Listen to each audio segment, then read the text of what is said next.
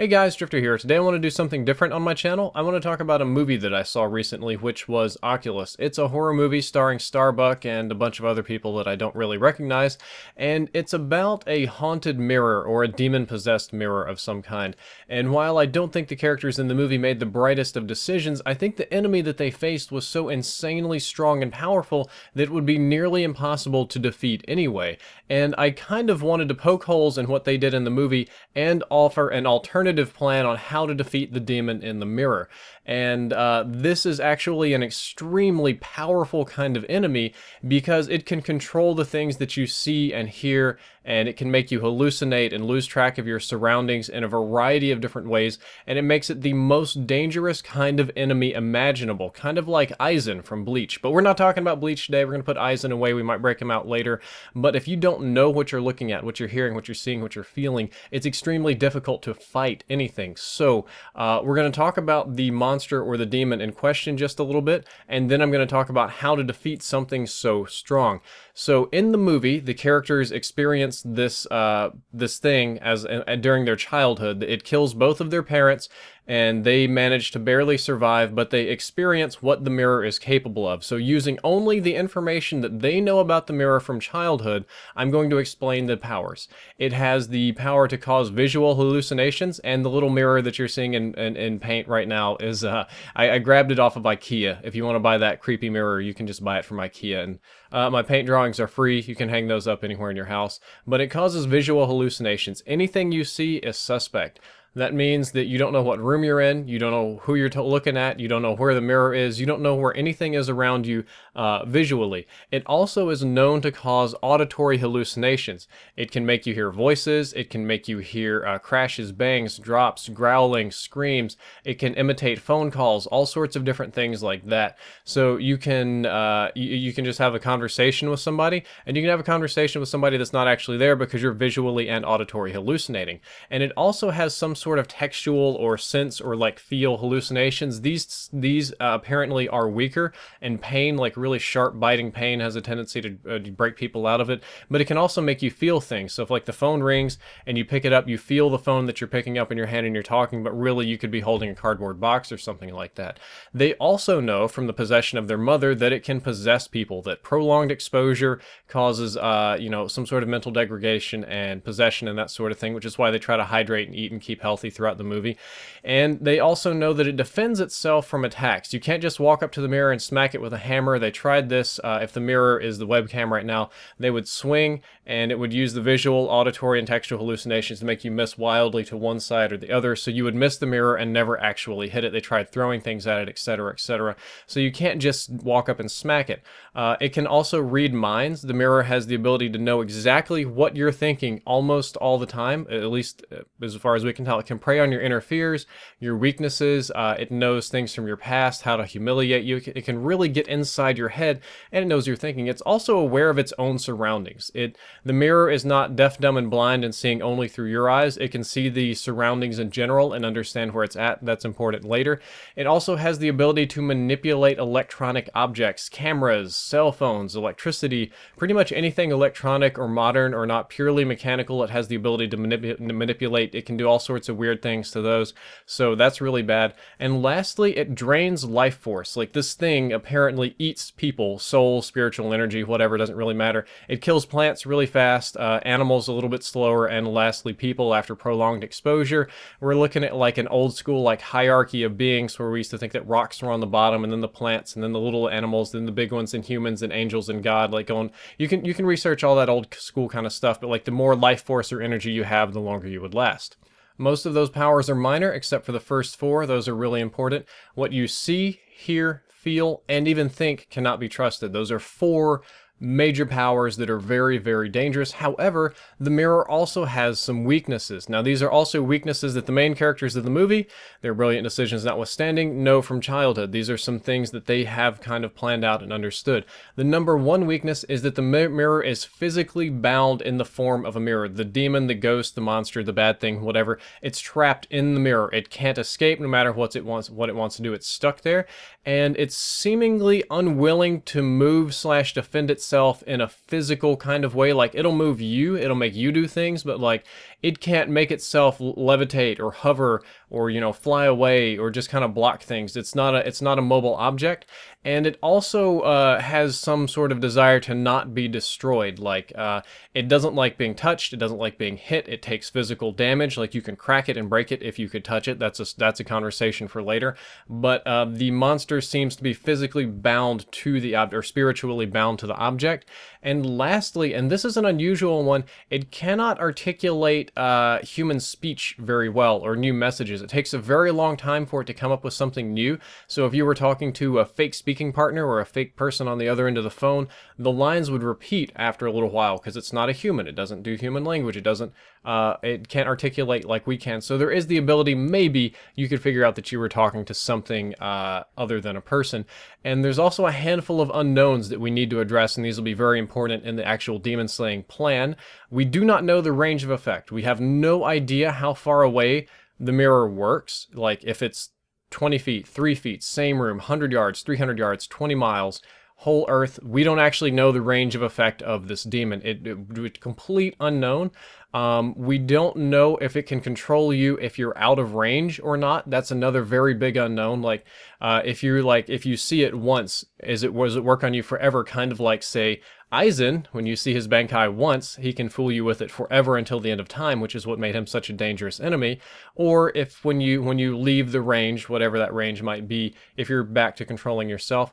We also don't know the mode of effect, like, we don't know exactly how it targets somebody. We don't know if it's like, if you see the mirror, you can become possessed, or if the mirror sees you. For instance, would the mirror be able to possess a blind person? If you were blind, and I'm going to put my blind person sunglasses on here, like, if I were blind and I went into the same room with this mirror and I couldn't see it, could it still possess me? Could it still make me hear and feel things? Or is the powers based on vision? We don't actually know. And lastly, we actually don't know if it can affect the physical world or not. We've never seen that happen. It's never had a need to, but maybe. Now, we've got all of these things, this huge list of stuff that we now know, and I'm going to put myself in the shoes of the main character, which is a female, late 20s, out of college, probably some debt, decent job, and I'm going to say we have a demon slaying budget of like $30,000, because we live in the real world, and demon slayers aren't cheap.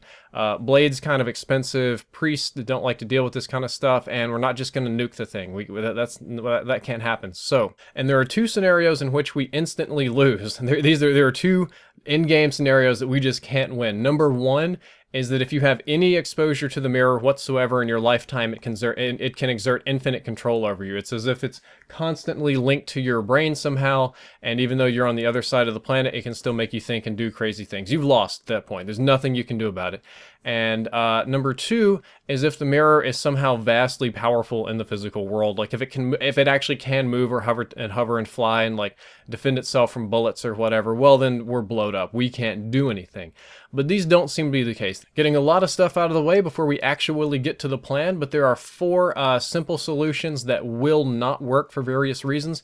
Number one is that you can't simply walk up to it and smash it with a hammer or your fist or whatever. They tried that in the movie. It defends itself. It's going to make you miss wildly to one side or the other, and any sort of thing that you do while looking or being in the same room as the mirror will obviously miss and screw up, and you can lose control of yourself because it'll take you over.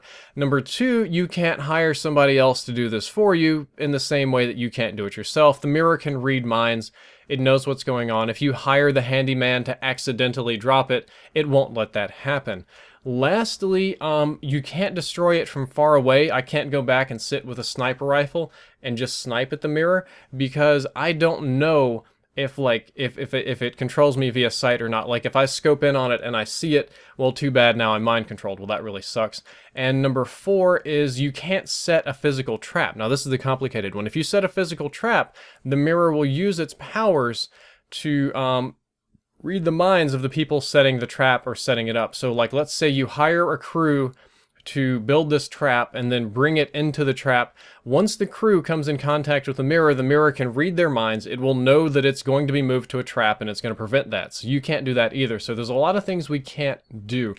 Now, finally, 10 minutes later into the video, we're going to get to the actual demon slaying plan. In scenario number 1, we will say that the mirror can control anything that it sees and anything that sees it. So if it can see me and I can see it, I'm under control. And we'll say it has a that's infinite, whatever range you're looking, and it has a general radius of control of like 200 meters, which is really, really huge. That's like that's a massive area. That's like a stadium, 200-meter radius. And it also has no out-of-range control. It's not a permanent thing. It doesn't mind control. So if you get 200 meters away, you're safe, but you can't look at it. So this is what's getting kind of crazy, and it won't let you be moved anywhere. So the way to do this is actually a little complicated. What you need to do first is you need to purchase a house way out in the country.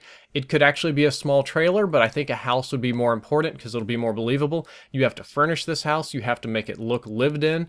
You have to make it look like a very normal, completely furnished, okay, good to go house.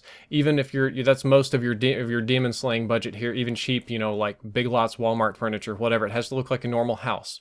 And then you have to buy the mirror the same way we did in the movie. Now, she didn't buy it. She stole it because she worked at the auction house, but whatever. And you have to hire a delivery crew to install the mirror at a very specific time. So the delivery crew does not, but you also have to do this under a fake name.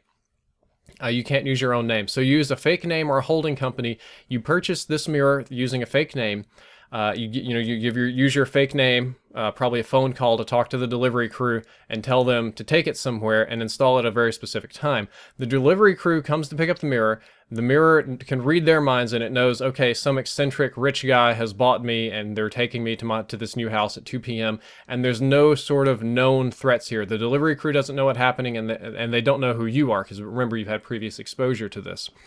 And what you need to do is have a camera set up several hundred meters away. I'm going to say 500 to 300, watching the road to this country place. Because, you know, we're talking way out in the country. There's not a lot of ways in and out. You can set up a camera hundreds of meters away, use the telescopic lens to zoom in, and you can see your delivery crew move in, and you're outside of the radius of the control of the mirror. Now, the camera can see it, but you are not looking at it directly. So you know that they've gone in.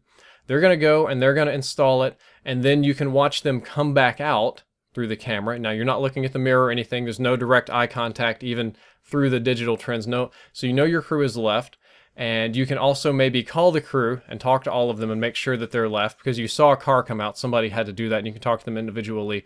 And then, finally, you have the mirror in the country in a house or trailer by itself. There's no traps in the building. There's nothing there. There's nothing going on. It has no reason to suspect that anything weird was going on. Nothing would have happened to the crew. And you can simply sit back and shoot mortars at it from however far away you want to. 500 meters, a kilometer and a half. Mortars work for a really long way. As long as it's your own property, it's technically legal, especially in states like Texas. You could just mortar the ever-living crap out of this building just all day. Just boom, boom, boom, over and over and over until there's nothing but dust left, and the mirror will be destroyed. Using this method, I see no way that the mirror would be able or willing to defend itself. Now, a lot of this depends on trickery. Like, I'm not defeating the powers of audio and visual hallucination. What I'm doing is giving it no reason to use those powers because it's going about business as usual, thinking that it's being set up for some next dupe to kill, when in reality I'm taking it just to a completely isolated location and destroying it from very, very far away. Cleaning up might be a little dangerous. I don't know if you want to come and look at all the little pieces of the mirror. That's where we get down to scenario number 2. This can either be used as cleanup for scenario number 1, or, as I discussed before, if the modus of operation, if the area, way it controls you and affects you is visual, if it's about seeing you, then all you have to do is hire a blind person. You can hire this blind person to go and smash the mirror because its powers won't work, and you can also have them wear gloves so they don't touch it, they don't hear it. You can put headphones on the guy, and you can tell the guy exactly where to walk and what to do and give him instructions and blah, blah, blah via cameras and stuff. It's very... it's a little bit trickier because we don't know how the powers work exactly, but it can still be done, and you can have your blind agent totally destroy this mirror. And I think that was way better than the plan in the movie. Now, the plan in the movie involved like getting face to face with this thing and talking trash and making it do something and filming the entire time. And in doing so, you put yourself in danger. Why do that when you can just blow it up from a distance? I don't know. That's what was going on in my head. Clearly, they chose something different. Well guys, that's all for this video. I know it was a little different, a little bit unusual. I hope you enjoyed it. I hope you learned something. I hope you learned a little bit how I think or about how I would go about slaying demons. And if you did, don't forget to like, favorite, and subscribe. Drifter out.